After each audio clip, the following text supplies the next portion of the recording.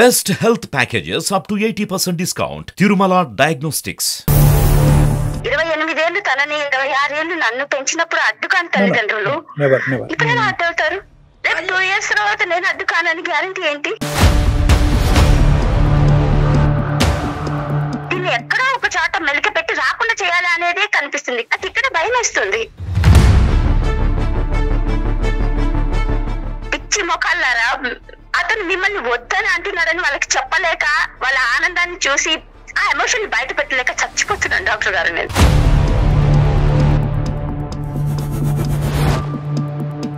ఇప్పుడు అమ్మాయిలను ఇంట్లో ఎలా ఉంటామో ఇంచుమించు బయట అలాగే ఉంటాం, కానీ ఆ అబ్బాయిలు బయట ఉన్నట్టు ఇంట్లో ఉండరు డాక్టర్ గారు. ఇండియాలో జాబ్ చేసుకోమని నా భర్తకి చెప్పండి, లేదా మళ్ళీ పెళ్లి చేసుకోమని మా నాన్నకి చెప్పండి. సారీ ఏంటమ్మా, నాన్నకి పిల్ల? నాన్ననే మళ్ళీ రెండో పిల్ల అంటుంది. నమస్తే ప్రసాద్ గారు. నమస్తే సార్. అవాయి సార్. ఐఎమ్ ఫైన్ సార్, మీరు ఎలా ఉన్నారు? Fine sir. ఇందాక పాపకి మళ్ళీ ఈమెయిల్ పంపించింది అమ్మాయి, మరి మీకు చెప్పి పంపించిందో మీకు చెప్పకుండా పంపించిందో మాకైతే తెలియదు, కానీ మీకెందుకు మెయిల్ చేసిందో నాకు అర్థం కాలేదండి.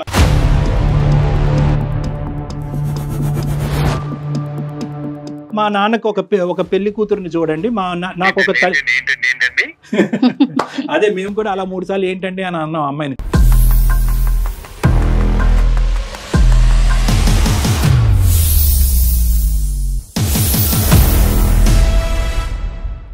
సమర్పిస్తున్నవారు అవీస్ హాస్పిటల్. అవీస్ హాస్పిటల్ సమర్పించు అందమైన జీవితం కార్యక్రమానికి స్వాగతం. నమస్తే కళ్యాణ్ గారు. కళ్యాణ్ గారు, ఈరోజు ఒక కేసు ఏంటంటే, గతంలో మనం మాట్లాడామండి, ఈ ఎపిసోడ్ డిస్కషన్ అయిపోయింది, మన ఇద్దరం మాట్లాడేసాం కూడా. ఒక అమ్మాయి అండి, ఆర్మీలో చేసే ఆయన కూతురు శ్రీవాణి అనేసి, తను హస్బెండ్ దగ్గరికి వెళ్ళను, నాకు మన దేశంలోనే అబ్బాయి అన్ఎక్స్పెక్టెడ్ గా యుఎస్ కి వెళ్లాల్సి వచ్చింది, జాబ్ లో ఉన్నాడు, ఈ అమ్మాయిని వెళ్ళమన్నా కూడా తను వెళ్ళను ససేమిరా అనింది కదా, తను మళ్ళీ మెయిల్ చేసిందండి. సో తాను వెళ్ళటానికి సిద్ధపడింది. అమెరికా నుంచి మెయిల్ చేసింది, ఇక్కడ నుంచే చేసిందండి. నేను వెళ్ళబోతున్నాను, కానీ ఇక్కడ ఇంకొక ట్విస్ట్ ఉంది, సో ఖచ్చితంగా మళ్ళీ నేను మాట్లాడాలి అనేసి. మొత్తానికైతే వెళ్ళలేదండి, బట్ సిద్ధపడింది. అంతటికి సంతోషం అనిపించింది నాకు. మెయిల్ పెట్టింది, ఒకసారి కాల్ చేసేద్దామండి. This makes it more interesting. అవును, but a bit more varying also. ఏంటి అవుతుందంటే జయ గారు, ఇలాంటి పరిస్థితుల్లో మరీ ఎక్కువ మనం సముదాయించలేము, ఇంకా మరీ ఎక్కువ అమ్మ వెళ్ళాలమ్మా తప్పదమ్మా నువ్వు వెళ్ళకపోతే ఎలా అమ్మా అంటే కనుక వెళ్ళి 10 రోజులు ఉండి మళ్ళీ వెనక్కి వచ్చేస్తాం. అవును, చాలా సందర్భాల్లో ఇదే మనం చూస్తూ ఉంటాం. పేరెంట్స్ వచ్చి ఆడపిల్లని కూర్చోబెడతారు. హలో శ్రీవాణి గారండి? అవును మేడం, నేను జయానండి అందమైన జీవితం ప్రోగ్రామ్ నుంచి కాల్ చేస్తున్నాను. హాయ్ అండి. హాయ్, ఎలా ఉన్నారు? బాగున్నాను మేడం. ఓకే, మాట్లాడొచ్చా? మళ్ళీ మీరు మెయిల్ చేశారు కదా?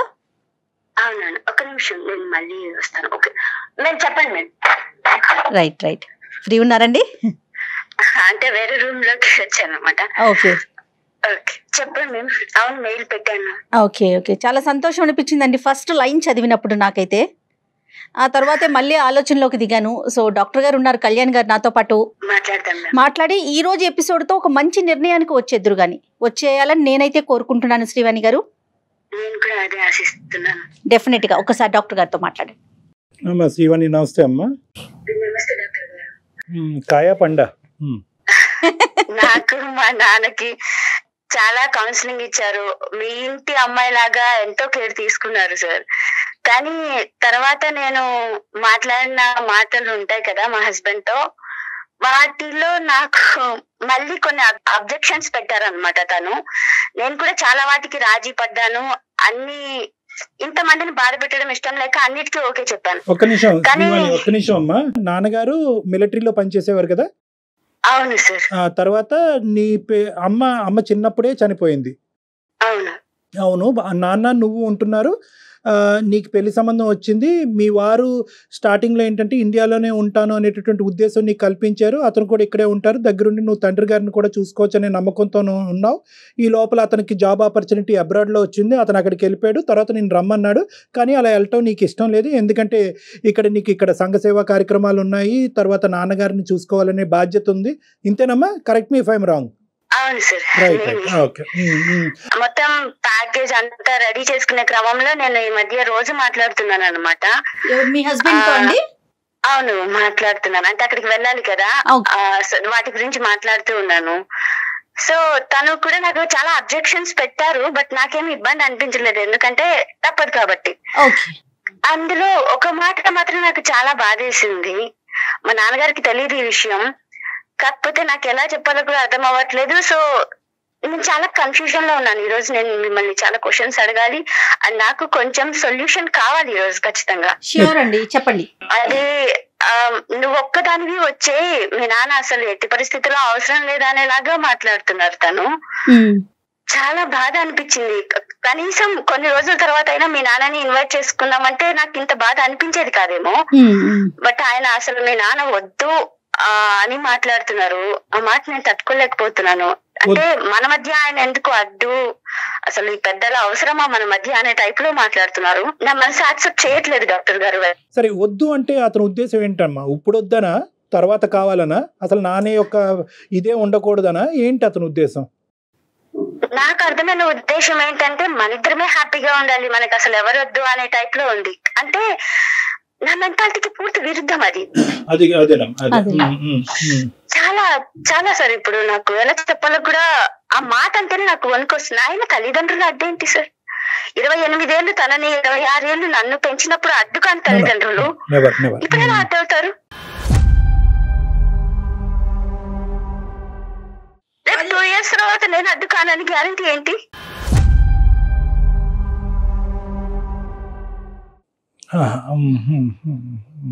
కాదు శ్రీవాణి గారు, మీరు ఎలా మాట్లాడుకున్నారు అంటే కొన్ని రోజులు ఉండి ఇద్దరం కలిసి ఉండి మళ్ళీ ఇండియాకు వచ్చేద్దామని అట్లా మాట్లాడారా ముందుగానే? ఎందుకంటే మీకు అస్సలు ఇష్టం లేదు కదా యుఎస్ కి వెళ్ళటానికి. లేదు మేడం, నాకు అర్థమైంది ఏంటంటే తనకి అక్కడ చాలా బాగుంది. అంటే జెంట్స్ కి ఉంటాయి కదా అలవాట్లు, డ్రింక్ కానీ ఫ్రెండ్స్ కానీ, అంతా చాలా కంఫర్టబుల్ గా ఉంది. నాకు ఎక్కడ ఎలా అయితే ఇక్కడ ఎంత కంఫర్టబుల్ గా ఉందో తనకి అలా ఫీల్ అవుతున్నాడు. ఒక 2 years కే, ఆ పొయ్యి కూడా 2 years కాలేదు కదా, మాకు పెళ్ళై 2 years. తను పొయ్యి కూడా దగ్గర 1 year అబౌవ్ అంతే. అతని జాబ్ కానీ ఫైనాన్షియల్ గా కానీ అంతా కూడా ఓకే, అంటే తను ఫీల్ అవుతున్నాడు అలాగా. కానీ తల్లిదండ్రులకి దూరంగా ఉండి అంత కంఫర్ట్ గా ఎలా ఫీల్ అవుతున్నాడు అనేది నాకు అర్థం కాలేదు. ఇక్కడ ఏంటంటే we are only looking at one side of the coin. నానానికి ఒక సైడే మనం చూస్తున్నాం. ఆ అబ్బాయి క్లియర్ కట్గా ఇప్పుడు కాంటెక్స్చువల్గా మీరు మాట్లాడితే కనుక ఆ అబ్బాయి తల్లిదండ్రులు ఎవరండి అవసరం లేదని అంటున్నాడు, మన ఇద్దరి మధ్యన వాళ్ళు ఎందుకు అని అంటున్నారు అనేది మనకి ఏంటంటే కాంటెక్స్ట్ ఆఫ్ ద సిచ్యువేషన్. ఎందుకంటే 9 out of 10 కేసెస్లో భార్యాభర్తలు కొత్తగా పెళ్ళైనప్పుడు మీ తల్లిదండ్రుల యొక్క ప్రమేయం ఇప్పుడు వద్దు, మా తల్లిదండ్రుల ప్రమేయం కూడా ఇప్పుడు వద్దు, ఎందుకంటే మన ఇద్దరం అనుకుంటే ఒక ప్రైవేట్ లైఫ్ అనేటటువంటిది చూద్దాము. ఫస్ట్ ప్రయారిటీ అనేటటువంటిది పేరెంట్స్ని ఎంత తొందరగా ఇక్కడ తీసుకురావాలి, పేరెంట్స్ మన మధ్యన ఎంత తొందరగా ఇక్కడ పెట్టాలి అనేటటువంటిది కాకుండా ఫస్ట్ మన ఇద్దరం ఎలా బాండ్ అవుతాం. సహజంగా అలాగే ఆలోచిస్తారు డాక్టర్ గారు. కొత్తగా మ్యారేజ్ అయినటువంటి వాళ్ళు కొత్తగా అది న్యాచురల్ అన్నంత మాత్రాన ఇప్పుడు నేను ఇందాక అంటున్నాను, ఆ అబ్బాయి వర్జన్ మనం ఇక్కడ పూర్తిగా వినలేదు. పూర్తిగా విన్నప్పుడు మీరు ఏంటంటే మీరు చెప్పే విధానం ఎలా ఉంది అంటే అసలు వద్దండి తల్లిదండ్రులు వద్దు అనేటటువంటి విధంగా నిజంగా అలాగే అన్నాడా, లేదంటే ఇప్పుడు అప్పుడే వద్దు అని అన్నాడా? ఫస్ట్ మనిద్దరం అసలు ప్రైవేట్ లైఫ్ అనేది చూడలేదు, ఒక ఏకాంతమైనటువంటి జీవితం మన ఇద్దరం కలిసి గడపలేదు, మన అనుభవాలు అనేటటువంటి తీపి గుర్తులు అనేటటువంటి మనకు ఎప్పుడు లేవు, ఈ ఒడ్డును నేను ఆ ఒడ్డును నువ్వు ఉన్నావు కాబట్టి కొంతకాలం మనం ప్రయాణం చేసిన తర్వాత తల్లిదండ్రుల యొక్క జోక్యం కానీ వాళ్ళ ఇన్వాల్వ్మెంట్ కానీ చూద్దాం అనే విధంగా చెప్పాడు. చాలా జాగ్రత్తగా మాట్లాడవలసినటువంటి అంశాలు అమ్మేవి. అవును సార్, కేవలం ఒక 1-2 years మన ఇద్దరం హ్యాపీగా ఉందామంటే నేను కూడా మీకు మెయిల్ పెట్టను. కానీ తను ఎలా మాట్లాడారంటే ఇంకా అవసరం లేదు, నేనున్నాను కదా నీకు చాలా అనే టైప్ లోనే అన్నారు. కానీ నా వల్ల కాదు డాక్టర్ గారు. మీ వల్లే కాదమ్మా, ఏ ఆడపిల్ల వల్ల కాదు. ఇప్పుడు పుట్టిల్లు వదిలి అత్తింటికి రమ్మంటే కనుక పుట్టింటితో బంధాలు తెంచుకోమనో లేదంటే పుట్టింటి వాళ్ళని ఎవరు అని అడగమనో కాదు. ఈ ఒక్క సబ్జెక్టు అంటే తండ్రిని తీసుకొచ్చేటటువంటి సబ్జెక్ట్ కాకుండానే మిగతా అన్ని ఇష్యూస్లో మీరిద్దరు ఫ్రీ అండ్ ఫెయిర్గానే మాట్లాడుకున్నారమ్మా, without any differences or conflicts. అంటే చాలా వాటికి నేను రాజీ పడిపోయాను సార్. నా సామాజిక సేవ, ఎన్జిఓ ఆర్గనైజేషన్స్ ఇవన్నీ వదిలి నేను అక్కడికి వెళ్ళాలి అనేటటువంటిది ఒక కీలకమైనటువంటి అంశంగా లాస్ట్ టైం మనం మాట్లాడుకున్నాం. బంధువులు ఇవన్నీ కూడా అప్పచెప్పేశాను సార్, అవి కూడా నా ఫ్రెండ్స్ కి అప్పచెప్పేశాను ఒక 2 years వరకు. కానీ అంతా నేను ఇన్ని రాజీ పడ్డప్పుడు తను అంటే తన మాటలు ఎలా ఉన్నాయంటే డాక్టర్ గారు అన్నిటికీ రాజీ పడుతుంది, నాకు నచ్చట్లేదు, దీన్ని ఎక్కడో ఒక చోట మెలిక పెట్టి రాకుండా చేయాలి అనేదే కనిపిస్తుంది. కానీ నేను ఈ విషయం పేరెంట్స్ కి చెప్పలేను.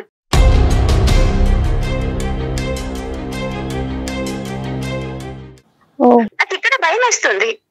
అంటే నువ్వు రాకూడదు నా ఉద్దేశం అమ్మా అబ్బాయిది. అతని మాటలు అలా అనిపించిందా? నాకు అన్నిటికీ రాజీ పడ్డప్పుడు ఈ ఒక్కదానికి ఓకే ఒక 3-4 years తర్వాత పిలుచుకుందామని కనీసం ఒక మాట కదా. నాకు అనిపించిన విషయం ఏంటంటే ఈ రాజీ పడ్డా కూడా ఏదో ఒకటి నేను కాదు అనేంత వరకు తీసుకొచ్చి నేను కాదు అనే దగ్గర తప్పంతా నా మీదే బ్లేమ్ చేయడానికి చూస్తున్నారు. నేను ఇంకా చెప్పలేదు నేను వెళ్ళను అమెరికా, కానీ ఇంట్లో కూడా చెప్పలేదు, మీతో డెసిషన్ తీసుకున్నాక చెప్పాలని. శ్రీవాణి, మీరు ఇలా ఏమన్నా అని చూసారా? అంటే కొన్ని రోజుల తర్వాత ఒక 2-3 సంవత్సరాల తర్వాత 3 to 4 years తర్వాత నాన్నని పిలిపించుకుందాము. నేను 2-3 years కాదు మేడం, నేను 5 years తర్వాత మా నాన్న కావాలి అని చెప్పాను. అప్పటికి కూడా తను యాక్సెప్ట్ చేయట్లా లేదు.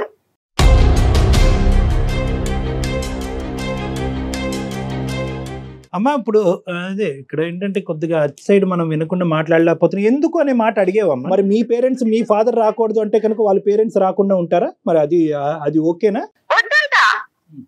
వాళ్ళు అనిపించింది, అప్పుడే అనిపించింది నా బాధ్యత నా తండ్రే కాదు నా అత్త మామలని కూడా.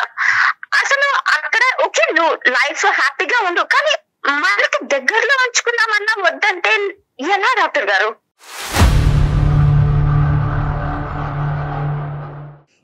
అంటే అతని ఫ్యామిలీ మెంబర్స్ తో అతనికి అంత బాండింగ్ లేదమ్మా ఇంతకు ముందు. అంటే మీరు ఇక్కడ ఇండియాలో ఉన్నప్పుడు చూసినప్పుడు వాళ్ళ పేరెంట్స్ తో అతను ఎలా ఉండేవాడు? ఎందుకు ఇంత భిన్నంగా మాట్లాడుతున్నాడు అబ్బాయి? నాకు అనిపించినప్పుడు వాళ్ళకి అంత, అంటే ఇప్పుడు నాన్నకి ఎంత బాండింగ్ ఉందో అంత బాండింగ్ లేదు వాళ్ళకి. ఇట్స్ ఓకే, కానీ మరీ ఇంతనా? సరే నీ మనసులో ఏముందమ్మా ఇప్పుడు? నువ్వేమనుకుంటున్నావు? అంటే ఇప్పుడు డాక్టర్ గారు నేనేం అనుకోవట్లేదు, నిజంగా నేను హ్యాపీగా ఉండాలనుకుంటాను. నాన్న కానీ మీరు కానీ మీలాంటి పెద్దలు నాకు కాదు. ఒకటి, ఇండియాలో జాబ్ చేసుకోమని నా భర్తకి చెప్పండి, లేదా మళ్ళీ పెళ్లి చేసుకోమని మా నాన్నకి చెప్పండి.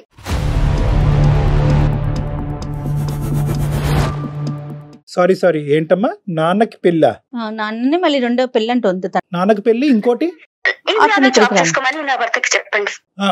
మీ ఇండియాలో జాబ్ చేసుకోవటానికి ఆ అబ్బాయి అంగీకరించకే కదమ్మా అన్ని సతవిధాలుగా ప్రయత్నాలు చేసిన తర్వాత మీరు కౌన్సిలింగ్ ఇచ్చినట్టుగా తనకిస్తే వస్తారేమో అని ఒక ఆశ. సరే ట్రై చేద్దామా, అంత కాదు. కానీ ఇక్కడ ఏంటంటే ఇక్కడ మోస్ట్ ఇంపార్టెంట్ థింగ్ ఏంటంటేనమ్మా, ఆ అబ్బాయి చాలా కండిషనల్ గా అనిపిస్తున్నాడు నాకు. అంటే ఏంటంటే everything has to be worked on his conditions. అతను పెట్టేటటువంటి నియమ నిబంధనల మీదే మొత్తం అంతా ముందుకెళ్లాలనేటటువంటి వ్యక్తిత్వంగా అబ్బాయి కనిపిస్తుంది. నువ్వు సామాజిక సేవ కాంప్రమైజ్ అయ్యినందుకు పెద్ద అతని సైడ్ నుంచి ఎప్రిసియేషన్ అనేది లేదు. మీ బంధుమిత్రులను అందరినీ వదిలేసి అక్కడికి వచ్చినందుకు అంత ఎప్రిసియేషన్ కనిపించట్లేదు. ఇంతకు ముందు నేను ఇక్కడే ఉంటాననే మనిషి ఇప్పుడు అమెరికాలో టెస్ట్ వేసినందుకు అయ్యో నేను ముందు వేసినటువంటి ప్రామిస్కి విరుద్ధంగా నిన్ను ఇక్కడ రప్పించుకుంటున్నాను, నేను అక్కడ ఉండకుండా అనే దానికి ఒక అండర్స్టాండింగ్ లేదు. సో మీ పేరెంట్ వస్తాను అంటే కనుక 2-3 సంవత్సరాలు కాదే ఎల్లకాలం అతను రాకూడదు, వాళ్ళు అక్కడే ఉండాలి, నా పేరెంట్స్ దూరంగా ఉంటారు, అతని పేరెంట్స్. సో ఇటువంటి వ్యక్తిత్వాలు యూజువల్గా ఏంటంటే కండిషన్స్ మీద వర్క్ చేసేటటువంటి వ్యక్తులమ్మ. అంటే వాళ్ళని ఎటువంటి పర్సనాలిటీ అంటారు అనేటటువంటిది ఆ అబ్బాయిని నేను చూడకుండా అబ్బాయితో మాట్లాడకుండా నేను చెప్పలేను. కానీ is all based on strict and stringent conditions. ఎంతవరకు ఒక డాక్టర్ అనేటటువంటి యూజువల్గా వీళ్ళకి ఒక ఈగో ఉంటుంది, ఒక అహంకారం ఉంటుంది, ఒక భిన్నమైనటువంటి ఆలోచన శైలి ఉంటుంది. వాళ్ళ మాట వాళ్ళే వింటారు కానీ వేరే వాళ్ళ మాట వాళ్ళు వినేటటువంటి ఉద్దేశం ఉండరు. అటువంటి వ్యక్తులకి యూజువల్గా కౌన్సిలింగ్ చేసి ఈరోజు ఒక మెట్టు దిగిపోండి. ఆ అబ్బాయి ఏంటంటే ఇప్పుడు చాలా వరకు ఆ అమెరికా వాతావరణాన్ని కానీ అక్కడ ఉద్యోగం చేసేటటువంటి అంశాలకి బాగా ఎడిక్ట్ అయి ఉన్నాడు, బాగా బాండ్ అయి ఉన్నాడు, లోతుగా దిగిపోయాడు. కాబట్టి ఇప్పుడు అతనికి ఒక ఈగో ఇంకో లెవెల్కి ఎలివేట్ అయ్యి ఉంది. కాబట్టి ఈరోజు నీ గురించి ఇన్ని మెట్లు దిగిపో అని చెప్పడానికి నేను చెప్పడానికి ఒక ప్రయత్నం చేసినా కానీ అతని సైడ్ నుంచి ఎంతవరకు అంగీకరణ ఉంటుంది అనేటటువంటిది నాకు చాలా అంటే చాలా డౌట్ఫుల్గా ఉంది. నెంబర్ 1.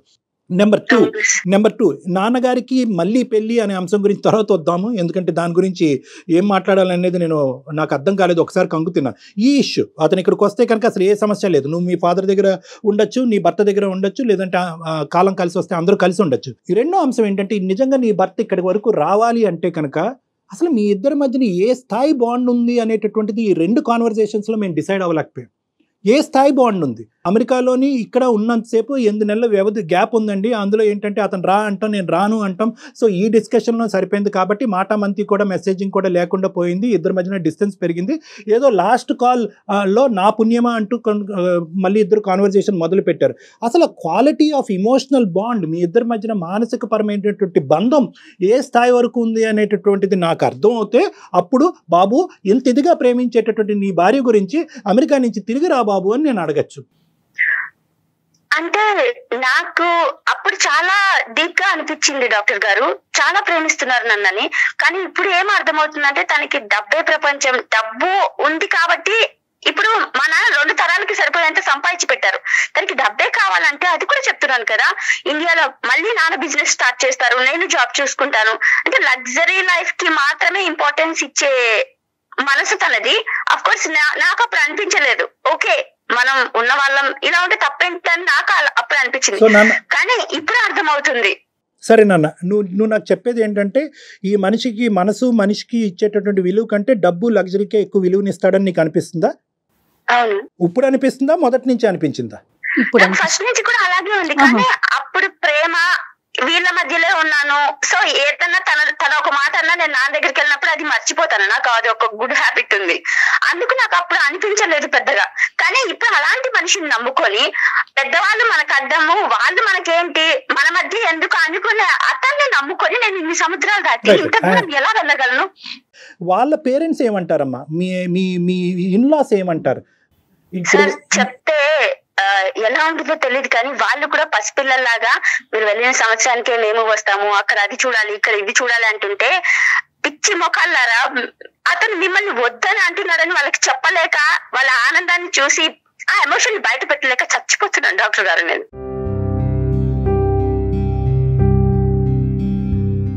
కానీ అలా అప్పుడు తను చెప్పేదాన్ని బట్టి అలాంటి క్యారెక్టర్ ఉన్న మనిషితో ప్రయాణం ఎంతవరకు చేయగలుగుతుంది కళ్యాణ్ గారు అమ్మాయి? నాకేంటంటే ఎక్కడో ఇప్పటికీ కూడా నేను వన్ సైడ్ ఆఫ్ ద కాయినే చూస్తున్నాను. ఈ అబ్బాయికి సంబంధించినటువంటి వర్జను ఇంకోళ్ళు ఎవరూ చెప్పలేరు. అటువైపు తల్లిదండ్రులు కూడా మా అబ్బాయి గ్రేట్ అనేటటువంటి ఉద్దేశంతోనే వాళ్ళు ఉన్నారని అంటున్నావు. మీ తండ్రి గారు కూడా మీ వాళ్ళ అల్లుడి గురించి ఏమీ చెడుగా మాట్లాడలేదు, అభ్యంతరకరంగా లాస్ట్ టైం మాట్లాడలేదు. మరి ఈరోజు ఏమైనా మాట్లాడతారేమో అని వినాలి. ఎటొచ్చి ఏంటంటే నీ వర్జన్ ఒకటే నేను వింటున్నాను కాబట్టి ఇక్కడ ఏదన్నా ఒక ఇమ్మెచ్యూరిటీ ఉందేమో, ఏమన్నా ఒక చిన్నపాటి ఒక డిఫరెన్స్ ఉందేమో మీ ఇద్దరి మధ్యన, అంత స్థాయి డిఫరెన్స్. చాలా చాలా ఫిల్టర్ చేసి అన్ని రకాలుగా ఆలోచించి మీకు మెసేజ్ పెట్టాను నేను.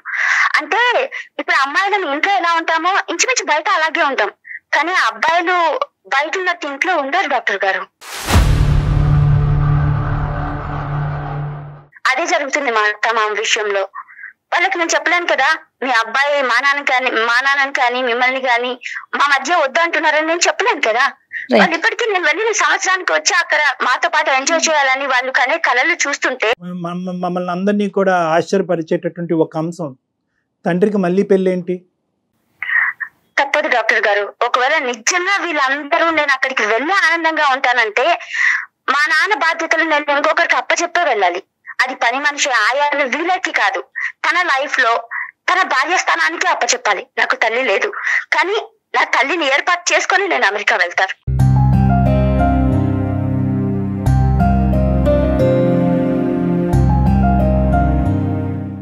అసలు మీరేమనుకుంటున్నారు శ్రీవాణి? ఇప్పుడు అతని విషయం పక్కన పెడదాం, అతను మీరు ఉన్నా లేకపోయినా ఉండగలడు అనే ఒక డెసిషన్కి మీరు వచ్చారు కదా, మీ పరిస్థితి ఏంటి? అతను ఉన్నా లేకపోయినా మీరు ఉండగలరా? మీ జర్నీని ఎలా అనుకుంటున్నారు మీరు? ఉండలేను మేడం, అది హస్బెండ్ ఉండలేను, అలా అని వెళ్ళలేను, అలాంటి పరిస్థితిలో ఉన్నాను నేను ఇప్పుడు. మీ హస్బెండ్ ని వదిలి ఉండలేరు, అందుకని వెళ్ళలేరు. ఇటు నాన్నగారి పరిస్థితిని బట్టి అంతేనా? అందుకే నాన్నకి పెళ్లి చేయాలంటున్నాను.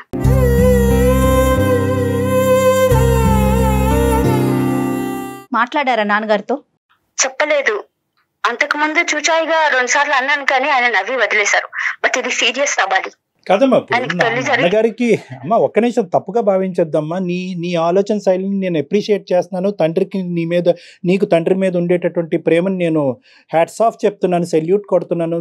Two good and well appreciated. చాలా అందరూ ఆడపిల్లలు కాదు అబ్బాయిలు కాదు ఒక బంధాన్ని నిలబెట్టుకునేటటువంటి ప్రయత్నంలో మనం ముందుకెళ్ళిపోతున్నాం అనేటటువంటి స్వార్థపూరితమైనటువంటి ఈ లోకంలో వెనకాతలు ఉండేటటువంటి నా బంధాలని నేను మెయింటైన్ చేస్తున్నానా లేదా, ఆ కనెక్షన్ నేను మెయింటైన్ చేస్తున్నానా లేదా అనేటటువంటిది నీలాంటి ఆడపిల్లలు ఈ కలికాలంలో ఉండటం అనేటటువంటిది చాలా హర్షణీయమమ్మా, చాలా చాలా గొప్పగా ఫీల్ అయ్యేటటువంటి అంశం కాదనట్లేదు. కానీ బట్ నేను మళ్ళీ ఈ చాదస్తపు డాక్టర్ అని మీరు అనుకోండి, కానీ నేనేమంటానంటే నాన్న పెళ్లి చేసుకుంటేనే నా పెళ్లిని కాపాడుకుంటాను అనేటటువంటి ఈ 2 బంధాలకి ఒక ముడి పెట్టడం అనేది ఎంతవరకు ప్రాక్టికల్? ఇప్పుడు ఈ సమస్య వచ్చింది కాబట్టి మీ ఆయన అక్కడ రమ్మంటున్నాడు, మీ ఆయన ఇక్కడ రాను అని అంటున్నాడు అనేటటువంటి ఉద్దేశంతో సడన్గా నీకు ఒక ఐడియా తట్టి నాన్నకు ఒక తోడు కావాలంటే, నాన్నకు ఇప్పుడు పెళ్లి చేయాలంటే, భార్యను పోగొట్టుకునేటటువంటి ఒక భర్త చాలా కాలం బట్టి అయినటువంటి కేవలం నా కూతురు నాకు ఒక తోడు కావాలి అని అనుకుంటుంది కాబట్టి వేరే ఒక స్త్రీని ఆర్టిఫిషియల్గా తీసుకొచ్చి పక్కన కూర్చోపెట్టి 3 ముళ్ళు కట్టి, అరే నువ్వే నా భార్య, నువ్వు నా భార్య ఎందుకు అయ్యావు అంటే కనుక నా కూతురికి తల్లి కావాలి కాబట్టి, నా కూతురు అమెరికా వెళ్ళాలి అంటే కనుక నాకు భార్య కావాలి కాబట్టి ఈవిడ్ని నేను పక్కన నిలబెట్టుకున్నాను అనేటటువంటి ఆర్టిఫిషియల్ సినారియో ఈరోజు క్రియేట్ చేస్తామమ్మా. మీ నాన్నగారిని అడగకుండానే నేను మాట్లాడుతున్నాను.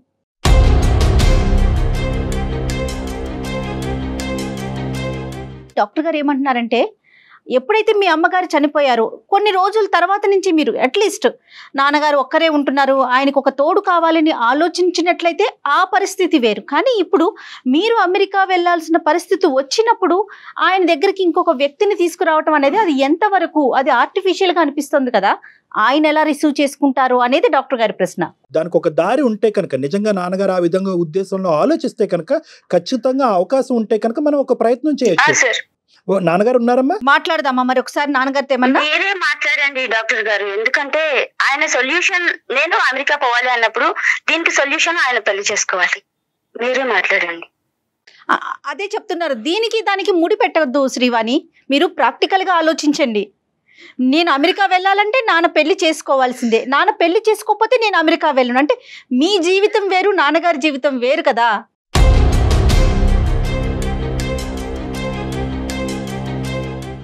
మేడం, డాక్టర్ కన్నా మీరు బాగా అర్థం చేసుకోగలరు.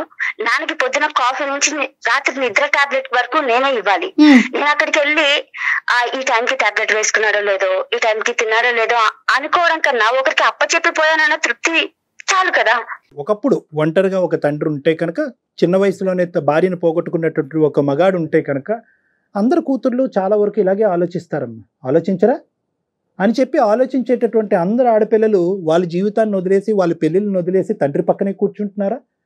నేనేమంటానంటే, దేనికి అది మనం జస్టిఫై చేయాలి. దిస్ ఇస్ ఇలాగైతే కనుక ఇంకా మానవ సంబంధాలు నిలుపుకోవడం చాలా కష్టం అమ్మా. ఏంటంటే మనిషికి ఒక మనిషి పక్కన ఉంటేనే తోడు, మనిషికి ఒక మనిషి పక్కన లేకపోతే తోడు లేదు. మా నాన్న పక్కన నేను ఉంటేనే మా నాన్న బతకగలడు, మా నాన్నకు ఒక కాఫీ ఇవ్వాలి, టీ ఇవ్వాలి, ట్యాబ్లెట్ ఇవ్వాలి. కాబట్టి ఇంత గొప్పగా చేసినటువంటి ఈ పెళ్లి పెటాకులైనా పర్వాలేదు అని అనుకుంటే కనుక నేనేం మాట్లాడలేను. గొప్ప పెళ్లి అని మీరు అనుకుంటే ఎలా? కాదమ్మా, నేనేమంటున్నానంటే, కాదమ్మా, గొప్ప పెళ్లి అనేటటువంటిది కాదు. ఏ పెళ్లి చేసుకున్నప్పుడు అందరికీ గొప్పే కదమ్మా. నువ్వు లాస్ట్ టైం నీతో మాట్లాడినప్పుడు కూడా నువ్వు అతని గురించి ఏం చెప్పారు? ఖర్చు పెట్టి చేశారు నాన్న. సో ఆ విధంగా చూసుకుంటే నాది చాలా గొప్ప పెళ్లి. ఎప్పుడు నా సైడ్ నుంచి ఎందుకు కన్విన్స్ చేస్తున్నారు? ఆడపిల్లల ఆలోచనలకి మీరు వాల్యూ ఇవ్వలేరా?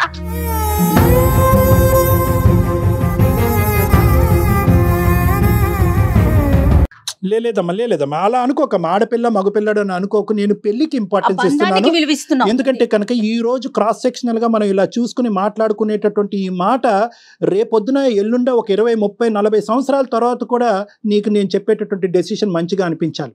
అసలు ఆయన అభిప్రాయం తెలుసుకుందాం. ఒక్కసారి నాన్నగారిని కనెక్ట్ చేస్తారా శ్రీవాణి? ఒక్క నిమిషం. ఓకే.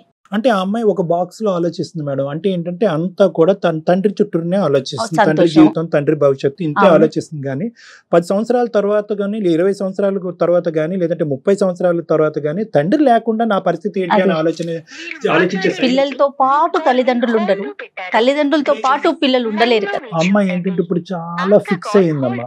ఏంటంటే కనుక ఈ అబ్బాయితో మాట్లాడాను, ఈ అబ్బాయి ఇలా వద్దన్నాడు, ఈ అబ్బాయి నాకు కరెక్ట్ కాదు. ఇప్పుడు దీనికి ఏదో అప్పుడు అలాంటప్పుడు అతను ఏం చెప్పినా కూడా ఈ అమ్మాయికి వాళ్ళ ఫాదర్ దగ్గరికి వచ్చి ఆగిపోతుంది పాపం.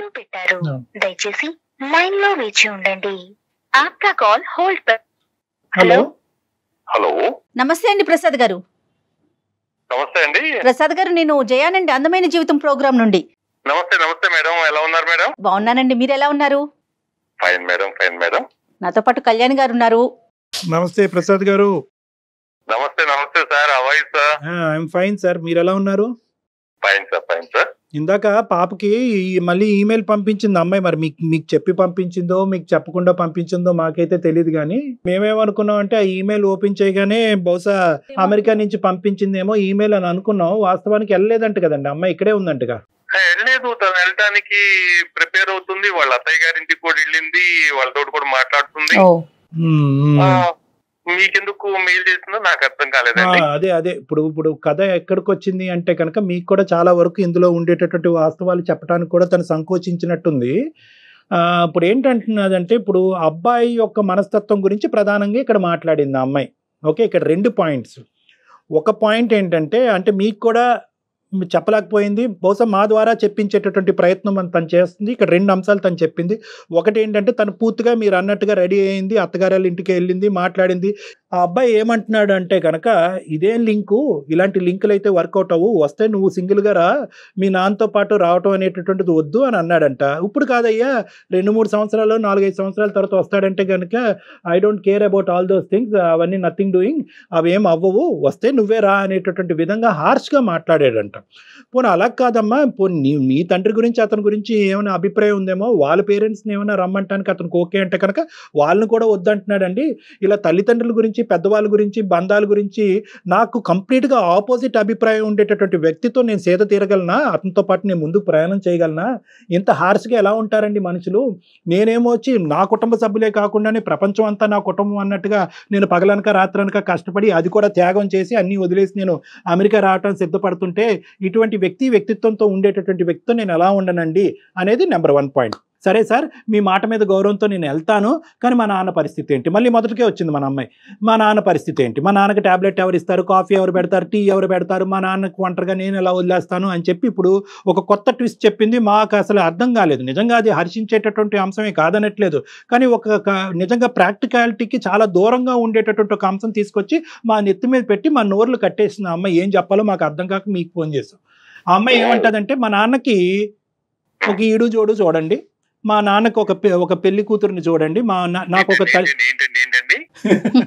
అదే మేము కూడా అలా 3 సార్లు ఏంటండి అని అన్నాం అమ్మాయిని. ఏమందంటే మా నాన్నకి మళ్ళీ పెళ్లి చేస్తే, మా నాన్నకు ఒక తోడుని తీసుకొస్తే, మా నాన్నని సేవలు చేసేటటువంటి ఒక స్త్రీని అతని పక్కన నించో పెడితే అప్పుడు నేను ఆ అబ్బాయి చెప్పినట్టుగా అమెరికా వెళ్ళిపోతానని అంటుంది. Oh my God.